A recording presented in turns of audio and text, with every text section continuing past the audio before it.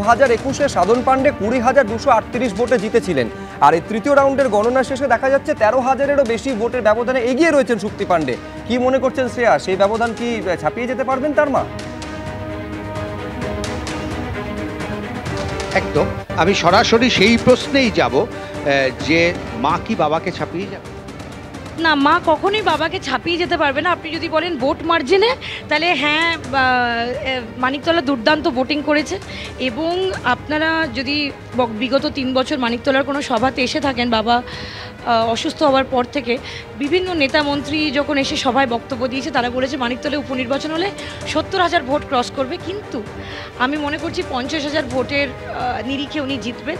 মমতা বন্দ্যোপাধ্যায়ের প্রার্থী এবং কমিটি খুব সুন্দর কাজ করেছে। মানিকতলা বিধানসভার বহু মানুষ বিপুলভাবে মানে একজোট হয়ে ভোট দিয়েছে। তৃণমূল, সিপিআইএম, বিজেপি, হাতি চিহ্ন যদি দাঁড়িয়ে থাকে তাহলে হাতি চিহ্ন। মানে ভোটের নিরিখে বাবাকে টপকে গেল মা, এবং যদি হতো তাহলে মাকেও টপকে যেত মেয়ে। দেখুন 50,000 ভোট, 50,000 যে ব্যবধানটা, এটা কিন্তু হিউজ মার্জিন, এটা কিন্তু হিউজ মার্জিন। তো বাবাকে টপকে যাওয়ার কথা নয়। 2021-এর খুব লড়াইয়ের ইলেকশন ছিল। বাবাকে টপকে গেল মা এবং মাকেও টপকে যেত মেয়ে যদি শেষ পর্যন্ত মমতা বন্দ্যোপাধ্যায় তাকে প্রার্থী করতে। মা প্রার্থী সর্বভারতীয় তৃণমূল কংগ্রেসের। মা 50,000 ভোটে জিতছে। আমার ফ্যামিলি, মা 50,000 ভোটে জিতছে এবং সামনের বছর আমার ফ্যামিলি রাজনৈতিক জীবনে 50 বছর পূর্ণ করছে। একটু একটু মন খারাপ? আমার একদম অল্প একটু না, আমি আজকে দারুণ খুশি, কারণ আমার মা নিজের জন্য কখনো কিছু করেনি। এই প্রথমবার সে নিজের জন্য একটা ভোট দিয়ে, আপনারই চ্যানেলকে বলেছে যে প্রথমবার নিজের জন্য একটা ভোট দিয়ে মনে হলো নিজের জন্য কিছু করছে। কিন্তু বিধায়ক শ্রেয়া পাণ্ডে বিধানসভায় ঢুকছেন, বক্তব্য রাখছেন, টেবিল চাপড়ে কথা বলছেন। সাধন পাণ্ডে, যাকে বলা হতো অমাইক, যার মাইক লাগে না, তার থেকেও জোরে চিৎকার করে কথা বলতে পারেন শ্রেয়া পাণ্ডে, তিনি বিধানসভায় নেই। আমি বিধানসভায় আছি তো, আমি বিধানসভায় ভোটার হিসেবে আছি তো, আমি সাপোর্টার হিসেবে আছি তো, আমি তো সমর্থক। রাগ হচ্ছে না ওই লোকগুলোর, যে তৃণমূলের যে নেতাগুলো আপনার বিরুদ্ধে সব বলে বলে বলে বলে কান ভারী করেছে? না, আমার নামে তো তৃণমূলের কোনো নেতা বলেছে বলে আমি জানি না। একেবারে এখনো পর্যন্ত আমি আরেকবার দর্শকদের বলবো যে তৃতীয় রাউন্ডের গণনা শেষে 13,148 ভোটে এই মানিকতলায় শক্তি পাণ্ডে এগিয়ে রয়েছেন। 4টি বিধানসভা কেন্দ্রেই কিন্তু তৃণমূল প্রার্থীরা এগিয়ে রয়েছেন। যেমন রানাঘাট দক্ষিণে আপনাদের নিয়ে যাব, আমাদের প্রতিনিধি আবির দত্ত সেখান থেকে রয়েছেন। শেষ খবর আবির, আমরা দর্শকদের দিয়েছিলাম যে তৃতীয় রাউন্ডের গণনা শেষে 8,537 ভোটের ব্যবধানে মুকুটমণি অধিকারী এগিয়ে রয়েছেন। লেটেস্ট ট্রেন্ড আবির, কি পাচ্ছ? দেখো, একেবারেই তৃতীয় রাউন্ডের শেষে 8,537 ভোটে এগিয়ে রয়েছে মুকুটমণি অধিকারী।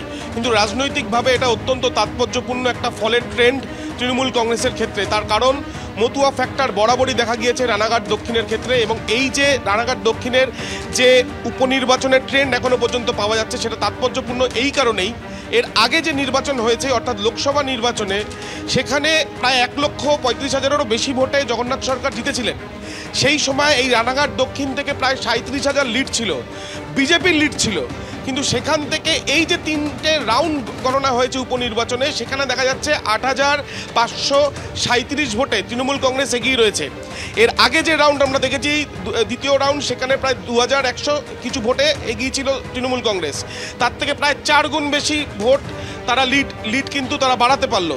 অর্থাৎ এখানে দুটো বিষয় স্পষ্ট হচ্ছে যে তৃণমূল কংগ্রেস তাদের কিন্তু এই জমিটা এক প্রকার কেড়ে নেওয়ার পথে তারা।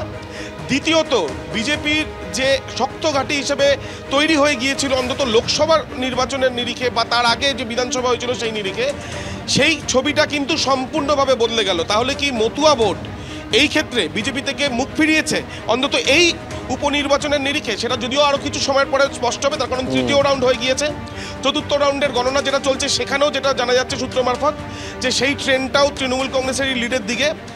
11 রাউন্ড অবধি গণনা চলবে এবং মুকুটমণি অধিকারী তিনি নিজে আশাবাদী এবং একাধিক বিষয়কে আশাবাদী তুমি বলছো। আমি এইখানে দর্শকদের সামনে রাখবো যে এখনো পর্যন্ত ট্রেন্ড নিয়ে কি বলছেন তৃণমূল কংগ্রেস প্রার্থী। গেরুয়া সন্ত্রাস, সিএর মাধ্যমে নাগরিকত্ব কেড়ে নেওয়ার আইন, মতুয়া হিন্দু উদ্বাস্তু রাজবংশীদের নাগরিকত্ব কেড়ে নেওয়ার আইন, 80% মানুষকে, এসসি এসটি ওবিসি দলিত পীড়িত পিছিয়ে পড়া অংশের মানুষকে রাম মন্দিরের গর্ভগৃহে ঢুকতে না দেওয়া, মধ্যযুগীয় হিন্দু বর্বরতা, ব্রাহ্মণ্যবাদী চক্রান্তের বিরুদ্ধে, এবং সর্বোপরি ভগবান পুরুষোত্তম শ্রীরামচন্দ্রকে নিয়ে নোংরা রাজনীতি করে তাকে ডাস্টবিনে ছুঁড়ে ফেলে দিয়ে আবার জগন্নাথ প্রভুকে নিয়ে রাজনীতি করা, এর বিরুদ্ধে মমতা ব্যানার্জি, অভিষেক ব্যানার্জি, তৃণমূল কংগ্রেসের যে সার্বিক উন্নয়ন, পশ্চিমবঙ্গের 2011 সালের পর থেকে যে অনন্য উন্নয়ন হয়েছে, অসাধারণ উন্নয়ন হয়েছে, তার পক্ষে মানুষ ভোট দিয়েছেন।